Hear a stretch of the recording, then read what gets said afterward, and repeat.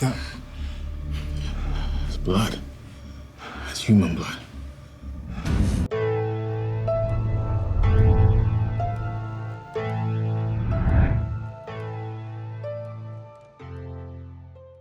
On the 3rd of August, 1896, an unexplainable and mysterious phenomenon occurs in London, which gives a random group of people supernatural powers. 3 years after the incident, the British Empire still cannot figure out what happened that day, and how to combat the recent plague of the superpowered, whom they call the Touched.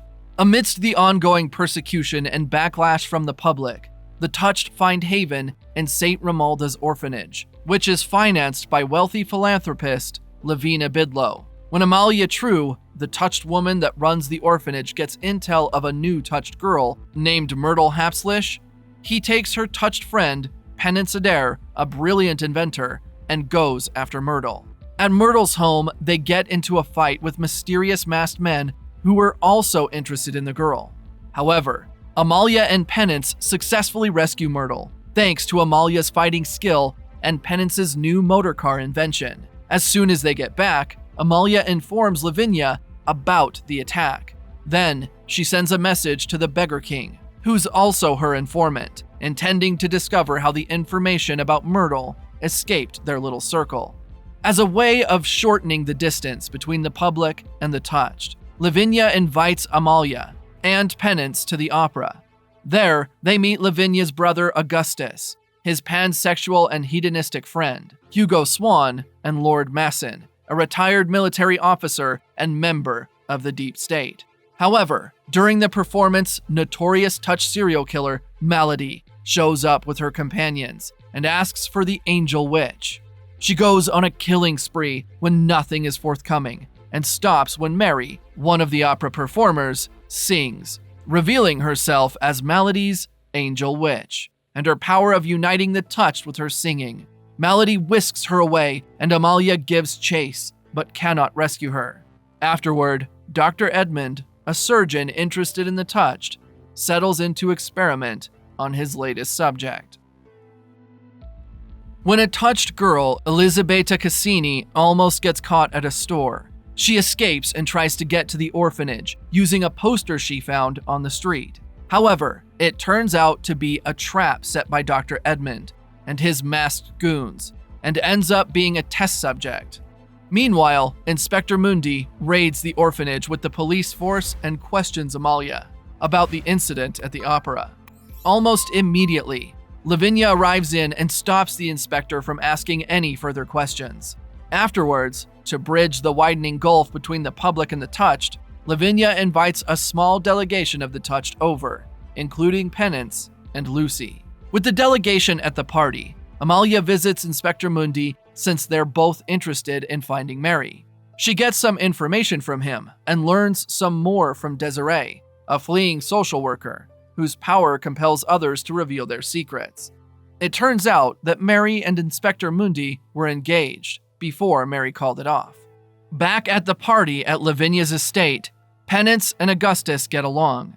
During their conversation, she learns his turn, aka his Touched power, helps him understand and see through certain birds. When Lavinia spots them together, she cautions her brother against fraternizing with the Touched and has him send Penance away rudely. Fortunately, Amalia's investigation, with help from her turn, which gives her glimpses of the future, leads her to Malady's location. There, she's forced to choose between Mary and Penance's lives. She also learns that Malady is her old colleague, Sarah, from the psychiatric hospital they were in years earlier. Unable to make a choice, Amalia shoots herself and Malady, but Malady's able to escape just as Inspector Mundi arrives. Amalia is then taken to Dr. Horatio, who uses his turn to heal her. Afterward, Lavinia Bidlow meets up with Dr. Edmund, revealing herself to be his generous benefactor.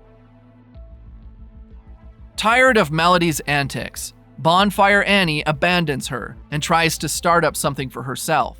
Her first move is to attack one of the Beggar King's opium shipment, and she's successful. However, Amalia and Penance meet her at the scene and try to talk her into working with them, but Annie turns them down.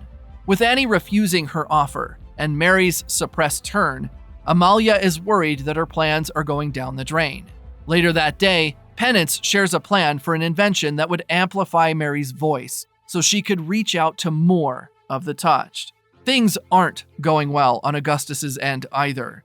He'd just been tricked by Swan, a wealthy lord, to be a partner for his sex club, the Ferryman's Club. All this without Lavinia's knowledge. While on the street, Myrtle and Penance find a flyer with Amalia's face on it, but the address is different. Sensing foul play, Amalia visits the address with Lucy. On getting there, they're attacked by one of Dr. Edmund's masked men, which they easily incapacitate, revealing the masked men to be mindless cyborgs. Afterward, they bring in the woman at the front desk for questioning, while Amalia takes other pieces of evidence from the scene and takes it to Lavinia, also informing her of their plan to reach more touched with Mary. On her way to the park where Mary's test is ongoing, Amalia is attacked by Odium, one of the touched that works for the Beggar King. They get into a fight that ultimately ends with Amalia subduing him. After that, she heads straight to the park. As Mary sings, Penance's innovation works, carrying Mary's voice farther than the park. However, halfway through, one of Malady's men hired by the powerful Lord Masson shoots and kills Mary. Devastated, the party returns to the orphanage, but finds, to their surprise, Bonfire Annie and a group of other touched waiting for them, after having heard Mary's singing. Rather than attend Mary's funeral, Amalia goes drinking and brawling in a bar to drown out her sorrow. As the funeral goes on, a couple of purists interrupt and get arrested by Inspector Mundy. After quizzing them, he finds implicating evidence on Swan, but realizes after confronting him that Swan had nothing to do with Mary's death. When Mundy returns to the station, he finds Malady strangling his boss on the grievance that she's being wrongly accused of killing Mary. Mundy promises to clear her name, but goes after her when she escapes, eventually catching her. At the orphanage, Amalia divides her crew into smaller groups to chase down their leads on the person behind Mary's attack. Bonfire Annie runs into Nimble, another touched representative for the Beggar King, who absolves the Beggar King from Mary's death, citing the possibility of someone using Malady and the Beggar King's men to destroy the orphanage. On the other hand, Amalia pays a visit to Lord Masson and deduces that he's the culprit. Since she can't get physical evidence that he's behind the deed, she decides to get at him some other way, receiving intel from Lucy. She goes after one of his warehouses where he stores ammunitions. There, she learns that Lucy works for Lord Masson. The two get into a fight, which ultimately leaves Lucy at Amalia's mercy. However, Amalia lets her go, out of respect for Penance. While this goes on, Myrtle, Harriet, and Primrose interpret the message in Mary's song, which Myrtle's language turn allows her to understand. 5 weeks after interpreting Mary's song, Amalia and her crew act on the message and draw out a plan to look for the Galanthe, the mysterious alien entity. Meanwhile, Dr. Edmund's covert excavation underground has exposed the Galanthe. Now, he debates with Lavinia, who wants it destroyed after discovering her initial intention of creating a cure from the Galanthe was misplaced. Elsewhere, Malady gets the justice the public craves for her crimes and is sentenced to death by hanging. But there's still some measure of unrest within the deep state cabal regarding the morality of the public execution.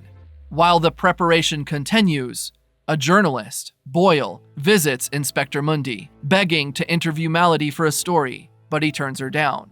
On the day of the execution, Penance, unable to bear the public display of Malady's death, decides it's best to free her to prevent the possible blowback that may arise from the public execution of a touched woman. When Amalia chooses to stick to the mission of finding the Galanthe, they go their separate ways, splitting the crew into 2 groups. At the gallows, the crowd of onlookers are let into the square to watch Malady hang. Penance and her small crew show up at the scene, intending to rescue Malady. However, when Malady realizes this, she pushes her executioner away and hangs herself, shocking everyone. Confused at first, Penance and Inspector Mundi slowly catch up to Melody's actual plan simultaneously and try to get as many people out of the square as possible. Since it is revealed that Melody planned to get as many people as possible to attend her hanging in order to cause as many casualties as possible. Mundi and Penance can't save those who are too close to the metal fence from getting electrocuted. A stampede then ensues, and everything soon becomes outright chaos. Harriet and Desiree try to find a way out amidst the chaos, and Harriet gets caught in the stampede. However, Boyle saves her before any irreversible damage can be done. Still at the scene of the hanging, Mundi studies the chopped toes of the hanging Melody and realizes to his consternation that the wrong person is hanging. Melody is in fact impersonating Mrs. Boyle, who she killed earlier in a mine. Simultaneously, Melody pulls off her disguise as she revels in the chaos she's caused. Everything comes full circle as the link between Amalia's current timeline and the future becomes clear. In the future, her real self is known as Zephyr Naveen, aka Stripe, and is caught in a battle between two sides. While on a campaign, Zephyr and a group of PDC soldiers stumble upon the Galanthe in a PDC lab, destroyed by Free Life. It's revealed that the Galanthe are responsible for giving supernatural powers to the humans of 1896 London, and even there in the future. Their presence has also caused the people of Earth to be divided into two warring factions: the Planetary Defense Coalition, aka PDC, and the Free Life Army. The PDC believes that the Galanthe are there to save humanity, while Free Life believes they're anything but messiahs and want them to leave. In the course of the war, the Free Life Army has bombed and killed 19 Galanthe. The prolonged war has also wreaked havoc on human civilization. The Galanthe Zephyr and the PDC delegation stumble on the last of the 20 scouts on Earth, and it wants to leave after Free Life killed the PDC scientists it had bonded with in the lab. However, a Free Life major captured on the scene turns one of the PDC team against the others, and a fight ensues, killing most of the PDC team. With most of them dead, Zephyr kills herself and the departing Galanthe leaves through her, just before she dies. Back in the 19th century, a recently widowed baker called Molly is unhappy with her life. After a prolonged quiet battle with her depression, she eventually gives in and jumps into a river. Unexpectedly, the Galanthe shows up on the same day, dropping spores all over London. One of them gets to Molly as she drowns, and she wakes with Zephyr's soul inside her. She ends up in a psychiatric hospital assuming the name of Amalia True. There, she meets Sarah and Dr. Horatio. Sarah and Amalia become fast friends, but when Dr. Edmund comes knocking, she feigns ignorance of being touched and throws Sarah under the bus by saying that she just goes along to keep Sarah calm. Dr. Edmund eventually experiments on Sarah, which turns her into the murderous monster, Melody. Meanwhile, Amalia meets Lavinia and leaves the psychiatric hospital to go run the orphanage. In the present, Amalia finds the Galanthe and pours out her grievances.